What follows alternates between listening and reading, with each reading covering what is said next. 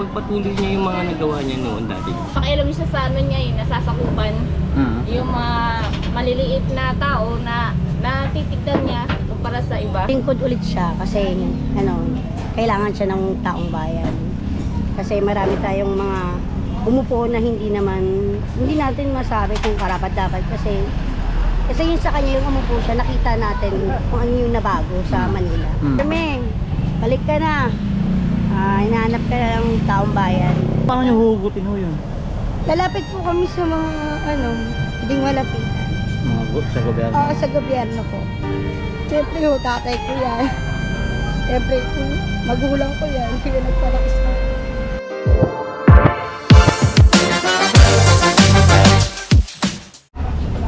Tatay mo, te? Tatay mo po? Oo. Ba't sa labas si tatay? Bakit may sakit po ba? May sakit? Pupunta po kami hospital o ibabalik kami. Oh, saan hospital po kayo? Sa Manila po, hospital ng Manila. Ah, dito lang? Kabila lang? Ate, pwede ba kita interview? Saglit lang, te.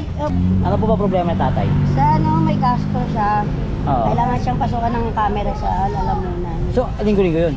Hindi, yun lang yung ni-request ng doktor kasi suka siya ng suka. Ito yung mga So, ito yung mga papeles niya? Oo. Sa hospital ng Maynila yan? Oo, kahapon pumunta kami. Pinauwi siya kasi wala naman daw siyang Naramdaman? kaso kasi nahihilo din siya ngayon. Ngayon na yung katawan niya, hindi din siya makatayo. Isko Moreno, Oo nga po, lalapit nga po. mayor o senador? Ha? Mayor o senador? Mayor? Bakit ho? Kasi mas maganda yung palakad niya din dito. Pwede din siyang senador kasi maganda naman yung natulong niya dito sa Manila. Okay, so ito na. If sakaling babalik si Yorme Isko sa pagka-mayor sa lungsod ng Manila, anong masisay mo? Okay ako doon. Kasi botante rin ako dito sa Manila actually. Talagang binoto ko siya. Ano ho ba? Saka marami talaga siyang nagawa. Marami siyang napaganda.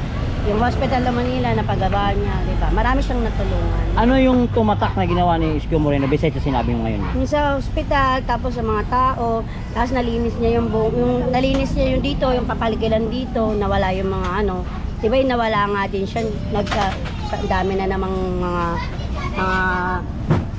kalsada, nakaparada. Problema nyo naman. Oo. So ito ate, kung bibigyan ka ni Yorme Isko ngayon ng pagkakataon na makaharap mo siya ng personal at makausap mo siya, anong gusto mong sabihin at paano mo siya kukumbinsin na bumalik sa lungsod ng Maynila? Sabihin ko lang po na na maglingkod ulit siya kasi kailangan siya ng taong bayan. Kasi marami tayong mga umupo na hindi natin masabi kung karapat-dapat kasi yun sa kanya yung umupo siya, nakita natin kung ano yung nabago sa Manila. Yun yung pinakaano. So paano mo siya kukumbinsin? Kami, balik ka na. Hinahanap ka ng taong bayan. Ayan, ito yung concern mo kay tatay. Yorme, baka matulungan. Sige po. Sige po. Huwag ka umaya. Okay, kaya mo yan. Kaya mo yan. Yorme, baka matulungan niyo po yung tatay ko. Kailangan niya po kasi magpaano sa yung camera po sa lalamunan. Mahal pala po yun. 35 to 50,000 po. Natanong na po namin sa ibang hospital. So paano niyo huhugutin ho yun? Lalapit po kami sa mga hindi malapitan. Sa gobyerno? Oo, sa gobyerno po. Total, Bakit ho ba kayo naiiyak tatay? siyempre ho, tatay ko yan. Siyempre, magulang ko yan. Sila nagpalaki sa akin. Kaya yun, kung sakasakali po sana, makalapit po ako sa inyo. Sana po matulungan niyo po kami. Ano po pangalan ni ate? Analinda Isog po. Pangalan ni tatay? Alexander Da Isog po. Ano po yung contact number ninyo? Tawagan niyo po kami sa Ate ID, hindi ko po alam yung number ni Papa. Yung address niyo po? Dito? Dito po, 775 po. 775? Anong Opo. street? Ha? Hindi yung address, di ba 775? Oo nga, 2525, Onyx Street. Sober Rojas, di ba to? Onyx. Along Sobel. Yung contact number? Contact number? 09. Sabihin mo na dito, Nay. Ang taas mo na yun. 09266-371799. Pangalan niyo, Nay? Heidi. IT, okay. Ayan. So, ate, baka makatulong ako. Ha? Tay! Laban lang tay. Thank you po. So dito siya nakatira. Opo. Kasi sa... Diyan po sila nakatira. Oo. Ay, kaso nga lang po dito sa makaakyat. Kaya dito Kasi siya mahirap. tutulog. Oh. Asa pa ito? Hagdanan? Oh, ito po yung magdanan. Ah, so ito. Ah, ito.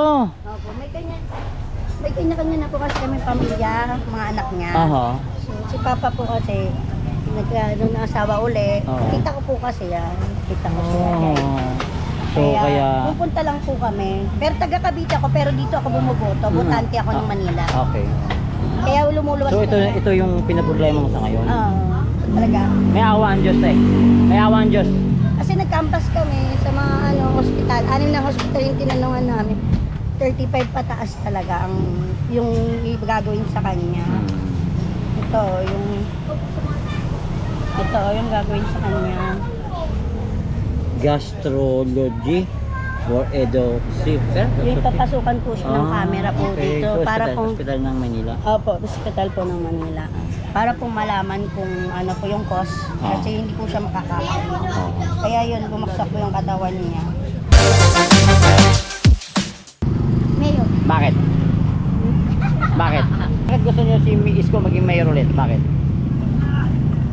Naku, mahiya. Ha? Mabait. Mabait. Tumutulong. Ha? Tumutulong. Tumutulong. Oo. So anong tumatak sa'yo bilang estudyante, bilang bata? Anong tumatak sa'yo na ginawa ni Isko para sa inyo? Tumulong. Ano? Nagbibigay ng mga pagkain. Bibigay ng pagkain. Eh kung makakausap mo si Isko Moreno ngayon, anong gusto sabihin mo sa kanya?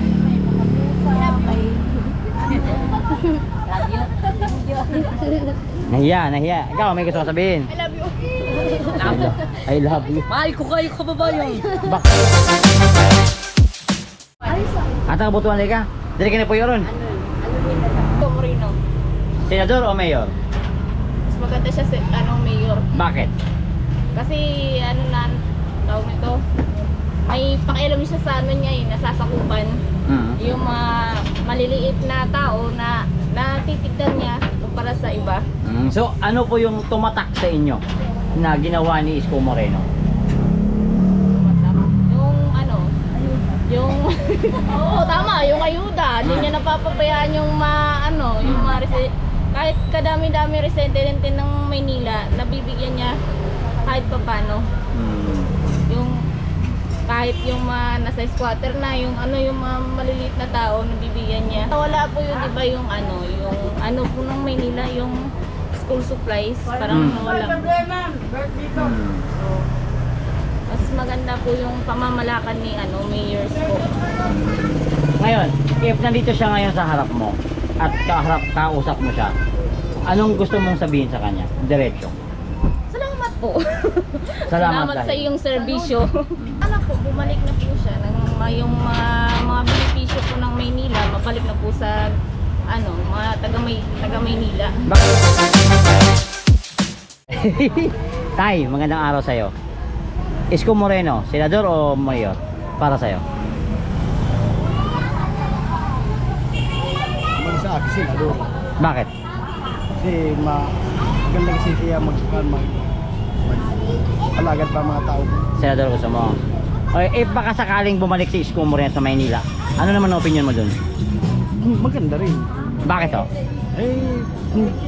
Maganda kasi siya mga tao ba, magsama ba. Yun lang yung kwan ko. So tay, anong tumatak sa inyo na ginawa ni Isko sa Maynila? Kasi yung mga bawal magnakaw, bawal mga droga, diba? Sana manalo siya. Manalo siya para ikuan niya yung mga masama ba, mga tao. Dapat matulungan yung mga mahirap. Kung sa akin rin mahirap na ko, dapat matulungan. Ayun. Tayo, anong barangay ho kayo? Kuwan sa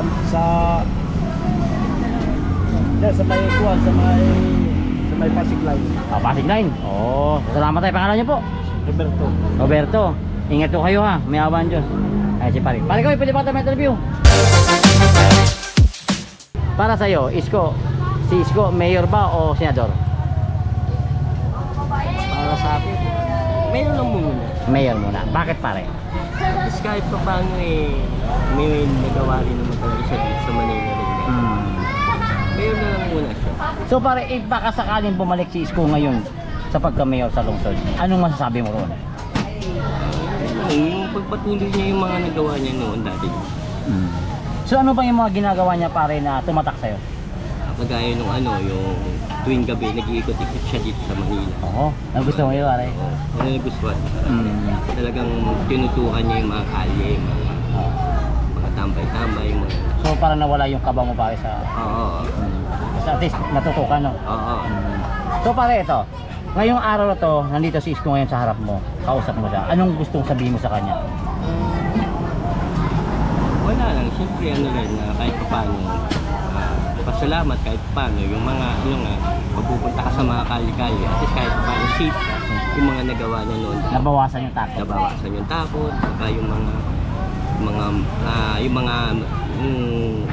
street light yun, nabuksan halos lahat yung mga maliliwanag, saka yung sa bridge. Dito sa Onyx pare, anong gusto mong nagawa ni Yorme dito? Ayos naman kahit pa. Thank you, pangalan mo pare? Paul. Pare, nice to meet you pare. Thank you sa opinion mo pare ha. God bless pare.